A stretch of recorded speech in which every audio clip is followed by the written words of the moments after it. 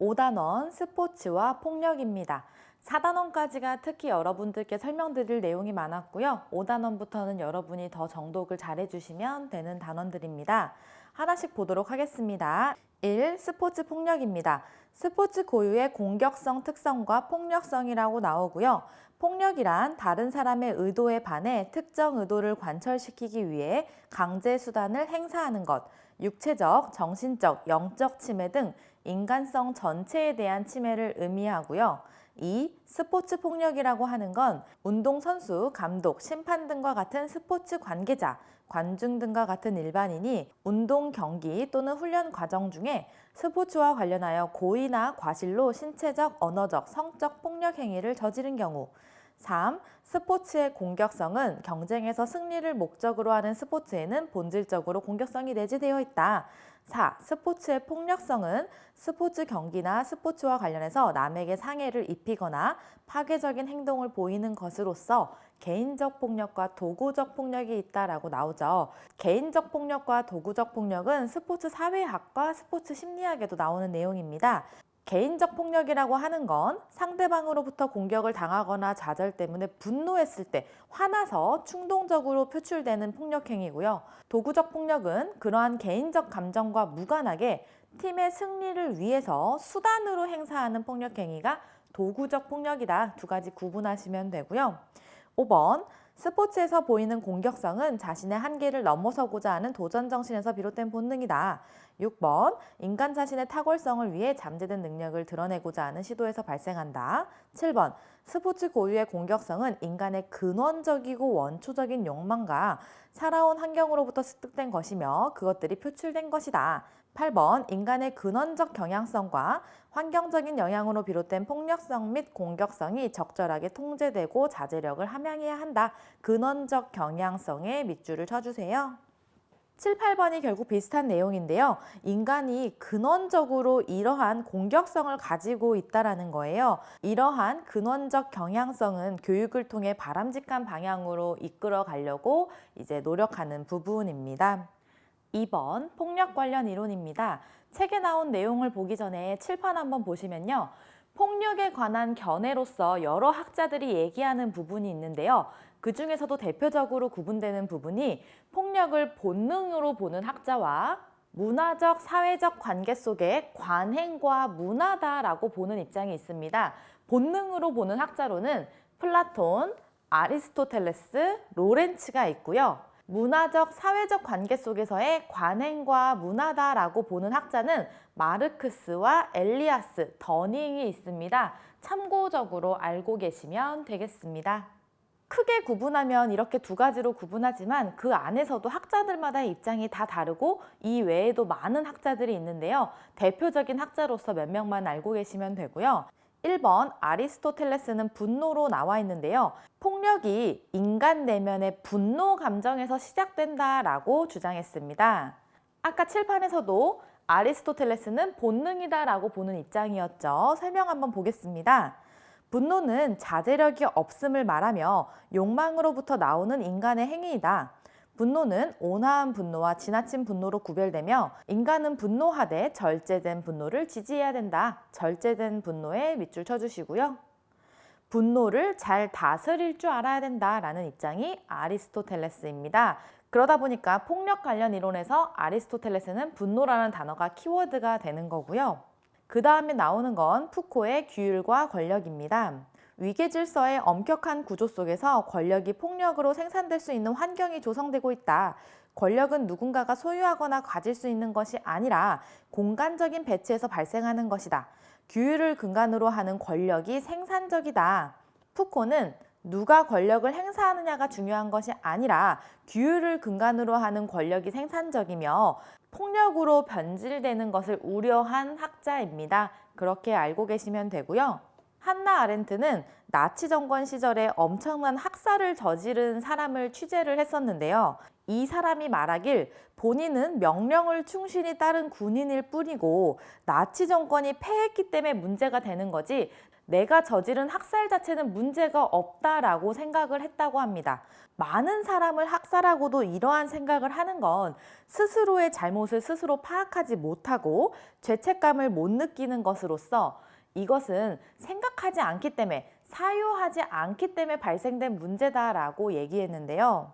옳고 그름을 분간하지 않고 스스로 판단하지 않는 무사유가 악의 근본이다. 어느 사회에서 누구든지 이럴 수 있기 때문에 악의 평범성이라는 단어를 제시했고요. 설명 한번 보시면 스포츠계에서는 오랫동안 폭력이 아무런 죄책감 없이 습관처럼 행해지고 있다. 폭력에 길들여진 위계 질서와 문화가 폭력을 폭력으로 인식하지 못하게 하고 있다. 이러한 사회에서는 사유의 부재로 인해 폭력적이고 억압적인 행위가 지속될 수밖에 없다. 사유의 부재에 밑줄을 쳐주세요. 사유의 부재는 생각의 부재라는 거고 이거는 즉 무사유를 얘기합니다. 옳고 그름을 분간하지 못하고 스스로 판단하지 않는 상황을 얘기하고요. 스포츠계의 폭력도 무사유로부터 발생한다라고 주장하는 입장이 한나 아렌트의 악의 평범성입니다. 그러다 보니 한나 아렌트는 폭력은 괴물이나 악마처럼 괴이한 존재가 아니라 평범한 일상 속에 함께 있다고 했습니다. 평범한 일상에 밑줄 쳐주시고요. 악을 멈추게 할 유일한 방법은 생각과 반성이라고 했습니다. 생각과 반성에 밑줄을 쳐주세요. 한나 아렌트가 주장한 건 악의 평범성이다 보니까 폭력은 평범한 일상 속에 함께 있다고 표현하는 거고요. 사유의 부재로 발생한다고 했기 때문에 악을 멈추게 할 유일한 방법은 생각과 반성이라고 보았습니다. 그 다음 보시면 학교 스포츠에서 선수에게 폭력을 가하는 감독도 한 가정의 평범한 가장이다. 운동 중 체벌을 가하는 것은 좋은 성적을 거두어야 하는 감독의 직업적 행동이다. 여기서도 보시면 평범한 가장이 폭력을 행한다는 거죠. 악의 평범성을 얘기하는 거고요. 후배들에게 체벌을 가한 것은 감독의 지시에 따른 행동으로 나의 책임이 아니다. 이러한 표현도 생각의 부재, 사유의 부재를 바탕으로 한 표현이라고 보시면 되겠습니다. 4번 홉스의 폭력론입니다. 인간의 폭력적인 속성을 자연 상태와 욕망의 체계에서 발견했습니다. 자연 상태와 욕망의 밑줄을 쳐주시고요. 인간은 누구나 자신을 보호하려는 본성을 가지고 자신 이외에 다른 사람은 자기 보존을 위협하는 잠재적 폭력이 된다. 잠재적 폭력에 밑줄을 쳐주세요. 인간의 폭력적인 속성을 욕망의 체계로 본 게 홉스의 폭력론이고요. 5번 지라르의 폭력론입니다. 자기가 좋아하는 운동선수의 폭력을 따라하게 되듯이 폭력의 원인은 공격 본능이나 자연 상태가 아닌 모방적 경쟁 관계로 봅니다. 모방적 경쟁 관계에 밑줄을 쳐주세요. 모방 욕구는 주체와 닮고자 하는 대상 사이에 심각한 갈등을 불러오는데 이를 모방적 경쟁이라고 합니다. 폭력의 원인이 공격 본능이나 자연 상태가 아니라 내가 좋아하는 운동선수의 폭력을 따라하듯이 모방적 경쟁 관계로 생긴다라고 보는 것이 지라르의 폭력론입니다. 하나하나 내용을 완전히 암기하신다기보다 본문 내용을 보고 어느 학자의 이론인지만 매칭하실 수 있으면 되겠습니다. 격투 스포츠의 윤리적 논쟁으로서 이종격투기가 나오는데요. 이종격투기는 대표적인 예시입니다. 이종격투기는 공격적 성향이 우수해야 하고 폭력성이 큽니다. 그런데 이러한 폭력성이 여과 없이 관중에게 전달되는 부분으로 인해서 여러 가지 논란이 끊이지 않고 있는데요. 이러한 이종격투기를 찬성하는 입장과 반대하는 입장을 보겠습니다.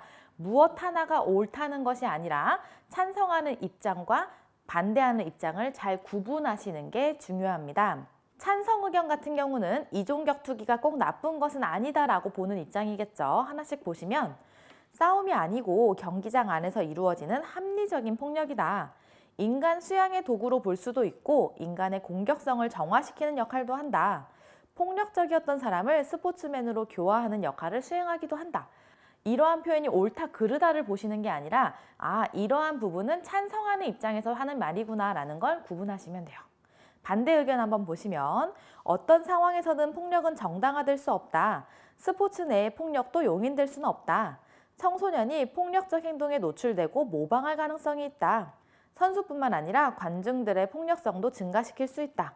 폭력이 일반화되는 사회를 조장할 가능성이 있다. 이러한 부분은 반대하는 입장에서 내놓는 의견이구나라고 보시면 되겠습니다. 3번, 이종격투기에서 나타나는 사회 윤리적 측면의 문제를 보자면 폭력에 대한 무감각 및 중독을 초래한다. 폭력에 대한 무감각 및 중독을 초래한다는 입장은 이종격투기를 찬성하는 입장일까요? 반대하는 입장일까요? 반대하는 입장이겠죠. 그렇게 구분하시면 되고요. 또 하나, 관중에게 대리만족을 준다 하면 이거는 찬성 의견일까요? 반대 의견일까요? 찬성 의견이죠. 그렇게 보시면 되겠습니다. 2번 선수폭력이고요. 경기 중후 선수들 간의 폭력이 먼저 나옵니다. 스포츠 현장에서 폭력 상황이 발생하는 이유는 대표적인 부분이 승리지상주의에 따른 과열 경쟁이죠. 이건 항상 공통된 내용이고요. 승리를 위한 전술적인 부분에서 시도되는 경향이 있다. 전술적인 고의 반칙 같은 경우는 이러한 부분에 해당되겠죠. 예를 들어서 심판 몰래 팔꿈치로 상대편 얼굴을 가격한다거나 하면은 이런 거는 전술적 고의 반칙이 될 거고요. 3번, 보복성 반칙으로 이어질 수 있다. 즉, 더 큰 부상을 초래할 수 있기 때문에 문제가 된다라는 표현입니다. 2번, 선수나 지도자의 심판 폭력이 있습니다. 심판 폭력에 밑줄 쳐주시고요. 심판 폭력이 왜 발생하느냐? 첫 번째 줄, 심판의 판정에 불만을 품었을 때 발생합니다. 밑줄 쳐주세요. 심판의 판정에 불만을 품었을 때. 심판 폭력은 당연히 이러할 때 발생하고요. 선수 또는 지도자가 판정에 불만을 갖게 됨으로써 심판에게 가하는 폭력의 원인은 결국 분노 조절 실패입니다. 거기에도 밑줄을 쳐주세요. 자기 분노 조절 실패. 화를 절제하는 능력이 부족하다 보니까 심판의 판정에 불만을 품었을 때 심판 폭력이 발생합니다. 3번, 심판은 공정하게 심판을 보아야 할 의무가 있고 대부분의 경우 공정하게 심판을 보지만 경우에 따라서 오심이 나올 수 있다. 그때 심판은 오심을 인정할 수 있는 용기가 있어야 하고 선수나 지도자는 분노를 절제할 수 있는 능력을 길러야 한다. 분노 절제에 밑줄을 쳐주세요. 폭력이 발생하는 대표적인 이유는 승리지상주의에 따른 과열 경쟁이다. 심판 폭력은 심판의 판정에 불만을 품었을 때 발생하며 이 원인은 분노 조절 실패다. 명확하게 알고 계시면 되겠습니다. 일상생활에서의 선수의 폭력도 한번 쭉 읽어보시면 되고요. 지금 제가 안 읽어드렸다고 해도 여러분은 꼭 다 정독하셔야 됩니다. 4번, 폭력이 근절되지 않는 이유 보면요. 첫 번째 세습, 두 번째 묵인하는 거, 세 번째 관행, 이러한 다양한 이유가 있다 나오는 거고요. 5번 선수위원회 규정입니다. 먼저 목적을 보도록 하겠습니다. 총 4가지고요. 모두 다 알고 계시면 되겠습니다. 선수 및 지도자의 권익을 보호 증진하는 목적이 있고요. 건전한 운동 환경을 조성하고 페어플레이 정신 함양을 통한 존경받는 채용 인상을 확인하고요. 올림픽 정신의 보급 확산에 기여하는 목적이 있습니다. 목적 4가지 알고 계시고요. 그 다음 징계 내용을 보도록 하겠습니다. 위원회는 징계 확정 내용을 징계 대상자 및 그 소속 단체장에게 통지함은 물론 체육회와 징계 대상자 소속 가맹단체 또는 시도체육회에 통지해야 됩니다. 어떠한 징계가 있는지 하나씩 보도록 할 텐데요. 먼저 지도자에 대한 내용을 보겠습니다. 폭력 행위를 한 지도자, 성폭력 범죄 행위 외에 성과 관련된 행위를 한 지도자입니다. 폭력에 밑줄 쳐주시고요. 지도자의 밑줄 쳐주시고요. 성과 관련된 행위의 밑줄, 그 옆에 지도자의 밑줄을 쳐주세요. 이러한 지도자는 1차 적발 시에 5년 이상의 자격정지를 받고 2차 적발 시에 10년 이상의 자격정지, 3차 적발 시에 영구 제명됩니다. 5년과 10년의 표시를 해주세요. 똑같이 폭력과 성과 관련된 행위이지만 선수가 저지른 부분에 대한 처벌은 또 다릅니다. 폭력의 밑줄, 선수의 밑줄, 성과 관련된 행위의 밑줄, 선수의 밑줄을 쳐주시고요. 3년, 5년의 표시를 해주세요. 선수는 폭력 행위를 하거나 성과 관련된 행위를 했을 경우에 3년, 5년 영구제명이다. 이렇게 알고 계시면 되고요. 마지막으로 성폭력 범죄 행위를 한 선수 또는 지도자는 1차 적발 시에 바로 영구 제명입니다. 성폭력에 밑줄을 쳐주세요. 가장 강력한 징계 행위를 먼저 암기하신다고 봤을 때 성폭력 범죄 행위를 했으면 선수든 지도자든 처음에 1차 적발됐을 때 무조건 영구 제명이다. 이걸 첫 번째로 암기하시면 되고요. 그 다음에 폭력 행위와 성과 관련된 행위를 묶어서 보시면 되는데 지도자는 조금 더 강력한 징계를 받고요. 선수는 그에 비해선 약간 약한 징계를 받습니다. 그러다 보니까 지도자는 1차 적발에 5년, 2차 적발에 10년이다라는 걸 명확하게 알고 계시면 되고요. 선수는 조금 더 약하기 때문에 1차 적발에 3년, 2차 적발에 5년인 거고요. 3차 적발은 지도자든 선수든 모두 영구 제명이다. 이렇게 암기하시면 되겠습니다. 워낙에 여러 가지 사건이 많았기 때문에 언제든지 출제될 수 있어서 알고 계시면 되고요. 제가 배경 지식으로 몇 가지만 더 말씀드리면요. 스포츠혁신위원회라고 있습니다. 이거는 독립적인 스포츠 인권 보호 기구고요. 미국에는 세이프 스포츠 센터가 있습니다. 미국의 경우에도 독립적인 비영리 단체고요. 우리나라의 스포츠혁신위원회 같은 경우에도 독립적인 스포츠 인권 보호 기구입니다. 스포츠혁신위원회는 체육계를 둘러싼 폭력 및 성폭력에 대한 대책을 마련하기 위해 구성된 위원회로서 이러한 위원회가 존재한다라고 알고 계시면 되고요. 그리고 대한체육회에는 스포츠인권센터라고도 있습니다. 스포츠인권센터도 스포츠 인권 침해 중에서 스포츠 폭력과 성폭력에 대한 신고 상담 업무를 진행하는 곳으로 존재하고 있고요. 국제올림픽위원회의 합의서의 기준을 바탕으로 가이드를 제공하고 있습니다. 참고적으로만 알고 계시면 되겠습니다. 그 다음으로 보실 부분은 관중폭력이고요.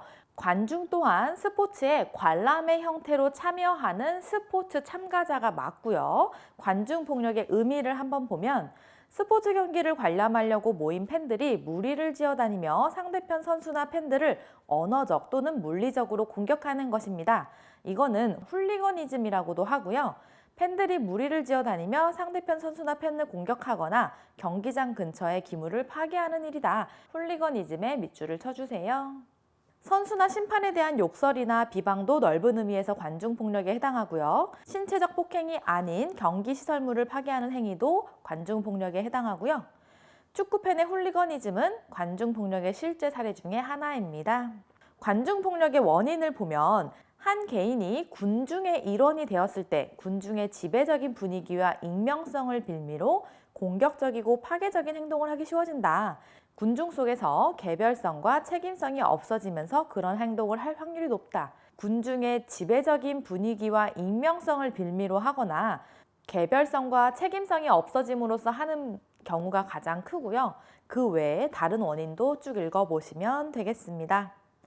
관중폭력의 예방이 그 다음에 나오고요. 이것도 쭉 읽어보시면 되고요. 관중도 스포츠 참가자의 일부로서 당연히 스포츠맨십을 준수할 의무가 있다는 것까지 챙겨보시면 되겠습니다. 제가 읽어드리지 않은 부분도 꼭 3번 이상 정독하시면 되겠습니다. 여기까지 5단원입니다. 감사합니다.